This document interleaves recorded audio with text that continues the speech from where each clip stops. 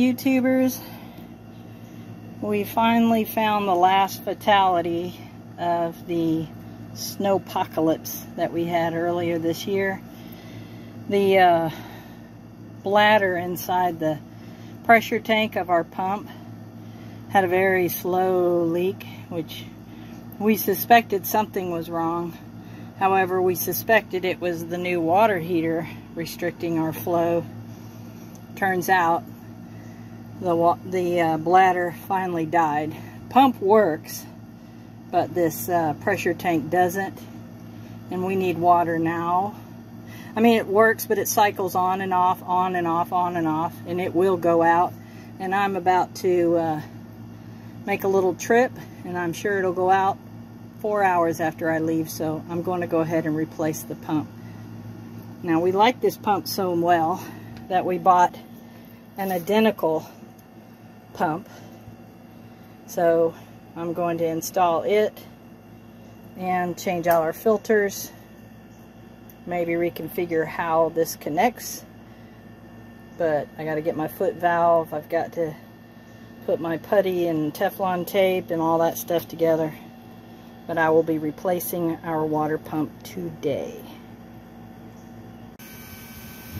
Okay, maybe you can hear me over the air conditioner and the transfer pump, but I put in a new foot valve, put it closer, and replaced the union that was leaking real bad with 1-inch pipe. Got everything sealed up. It's ugly, but no leaks. Water pressure is even better than it was before, so we are happy with it. This is the old system. We have 3 275-gallon tanks. So one here connecting with the PVC. This one we took out. One here and one here. I've pulled up the covers to show you. Usually they're covered. There is a cutoff valve where it goes into the house. I usually have that open, but I've recently decided I want to cut that off. So that's our 3 tanks, 3 275-gallon tanks, which are being fed by a gutter system. Now, this is our new system. It's 1,550 gallons, and it comes down to a shutoff valve and then goes underground in conduit and goes up under the shabin.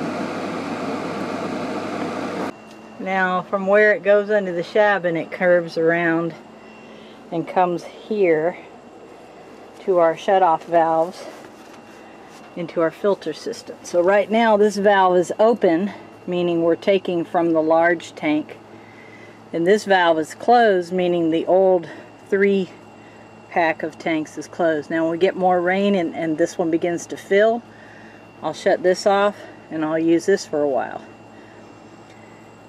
And whichever one is on comes up and goes into a 4-piece house filter system. I know it's overkill, but this is rainwater.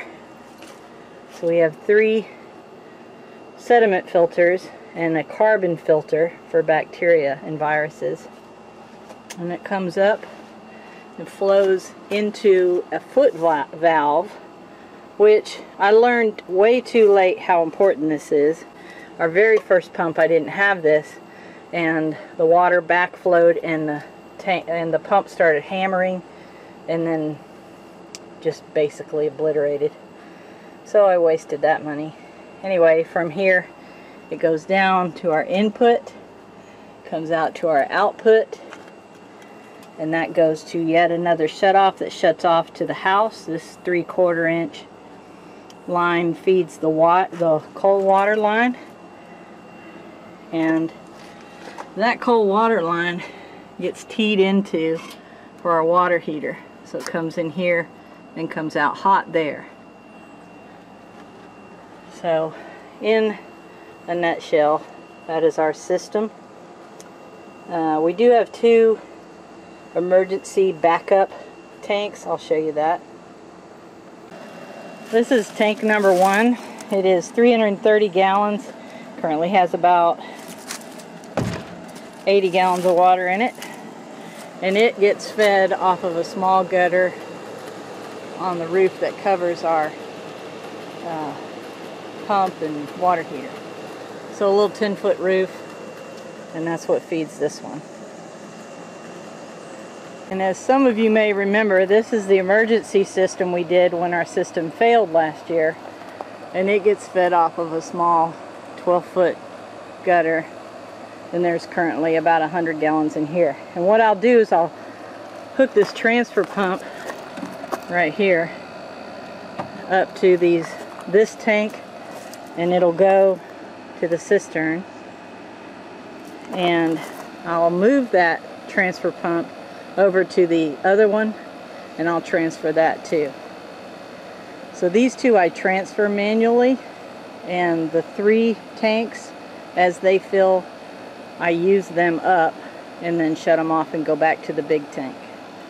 So that is our system.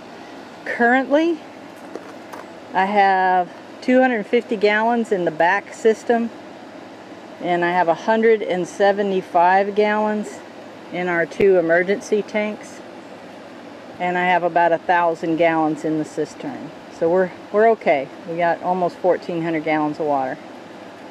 Thanks for watching, guys. Bye-bye.